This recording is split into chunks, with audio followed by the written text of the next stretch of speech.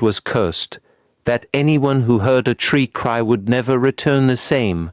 Ardora heard it anyway. That evening, as the sun bled into the red dust of the Igbo village, a young maiden walked alone into the forbidden forest, her back bent under a load of firewood, her heart heavier than the burden she carried. She did not know that before the night ended, she would hear a tree weep like a broken man, or that the voice trapped inside that tree was once a prince who chose love over fear and paid for it with his freedom. She was only a girl nobody loved, a stepdaughter beaten, starved, and silenced, but destiny had been waiting for her, rooted deep in the forest, crying, calling her name, and when she turned on to run, fate refused to let her go. Kindly subscribe for more stories. Ardora was known in the village for her beauty and her gentle heart, yet her life carried more pain than joy. She was the kind of girl elders pointed at and said, "That child has good spirit," because she greeted everyone with respect and never spoke with anger, even when her heart was heavy.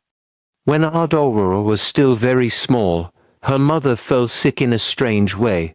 One day she was strong, the next day she could not stand. Before the moon completed its cycle, she was gone. People whispered in low voices. Death came too fast, but nothing was ever proven.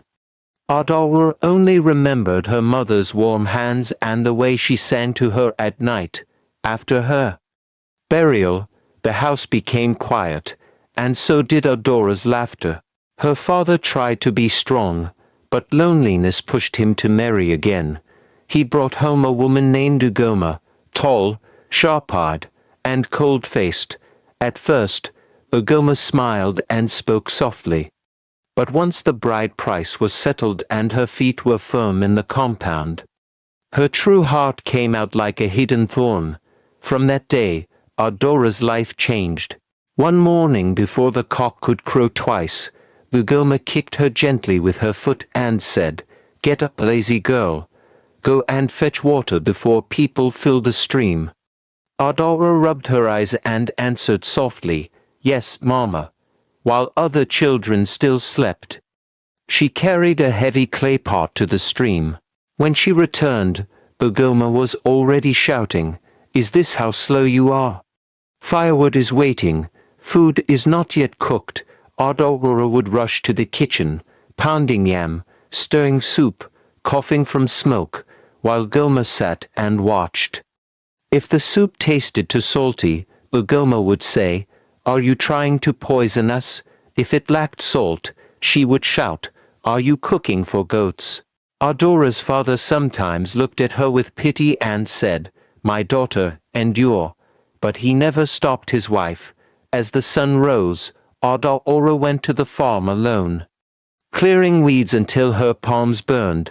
When she returned, she swept the compound, washed clothes by the river, and cleaned plates until her fingers wrinkled. At night, while Ugoma and her children spread mats and slept comfortably, Ardora laid her body on the cold floor near the kitchen door. Sometimes she whispered to herself, "Mama, if you were here, would my life be like this?" The night answered her with silence. Neighbors noticed her thin body and tired eyes. One woman once asked Ugoma, "Why is the girl always working?" Ugoma laughed and replied, "Work builds character." Ardora heard it and lowered her head. In that village, people shared food, laughter, and stories by moonlight. But none of it reached Ardora's heart. She gave love, but received none, and so it was said, quietly and sadly, that in a village where love was shared freely, Ardora grew up with none. Every day in the house, Ardora lived under a cloud of words sharper than any knife.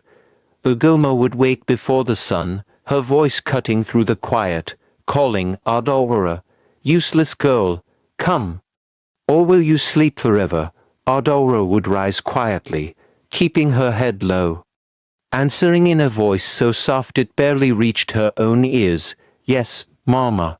But no matter how quickly she moved, How carefully she worked, nothing was enough.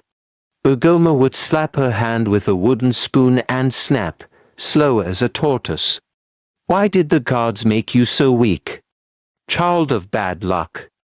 You will bring shame to this house if you do not learn to serve properly.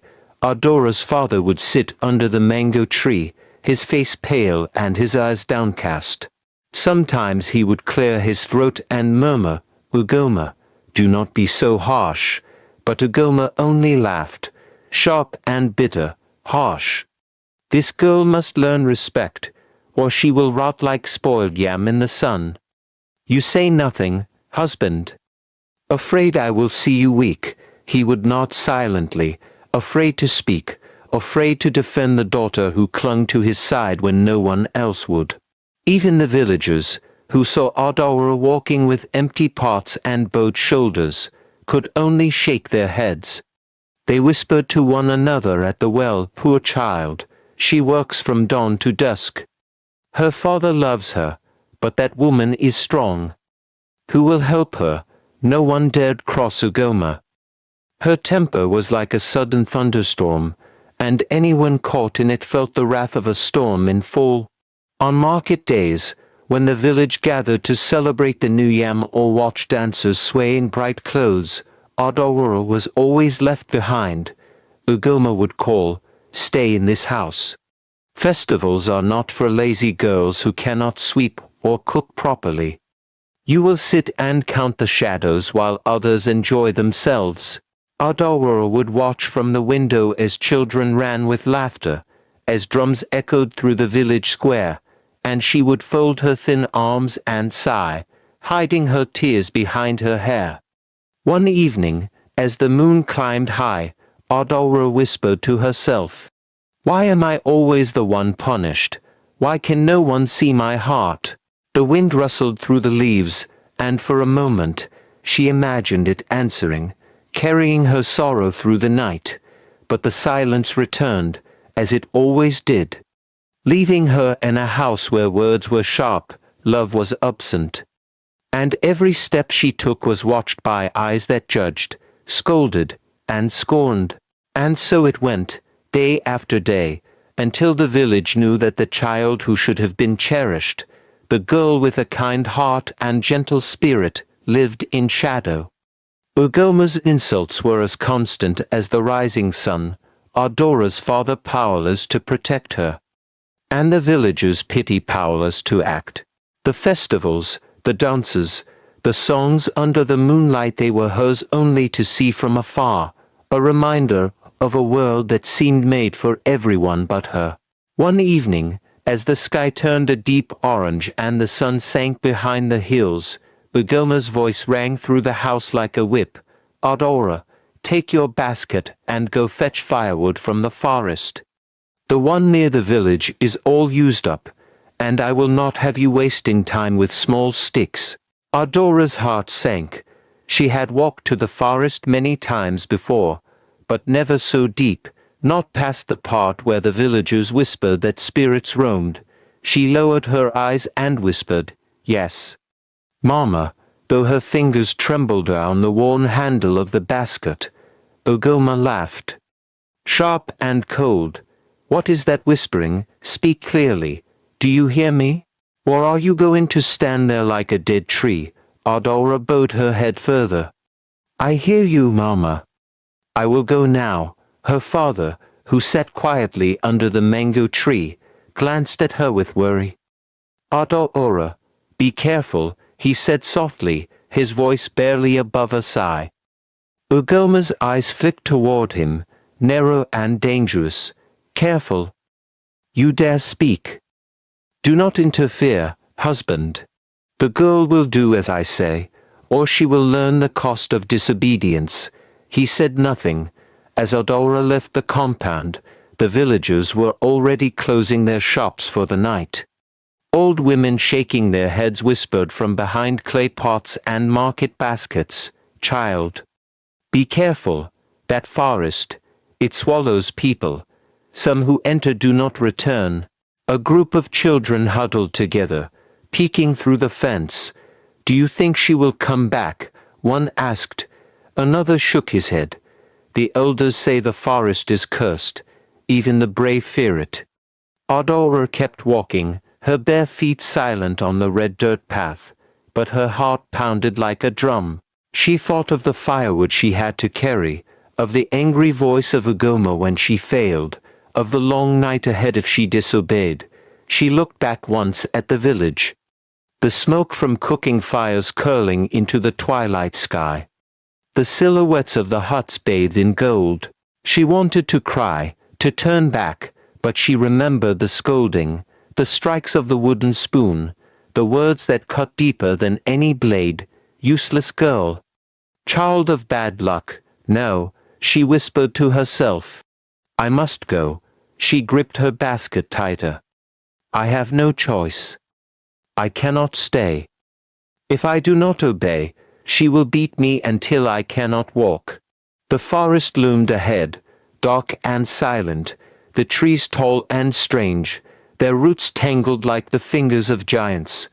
A cool breeze brushed her face, carrying with it a scent she could not name.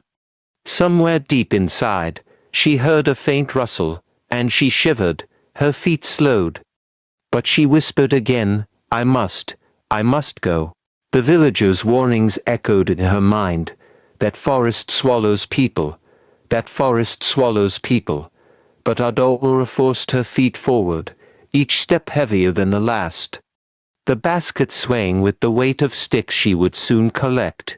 She did not know what waited for her in the heart of the forest, only that she could not disobey, only that she had no choice but to walk into the shadows that had terrified her since childhood. And so with a trembling heart and a basket in her hands Ardora stepped past the boundary of the village, into the forest where the sun barely reached and where whispers of old stories and lost souls clung to the trees like moss. The forest swallowed her light, but she did not stop. She had no choice. Ardora moved slowly between the thick trunks of the forest, her small hands gripping the basket, her eyes searching for fallen branches and dry twigs.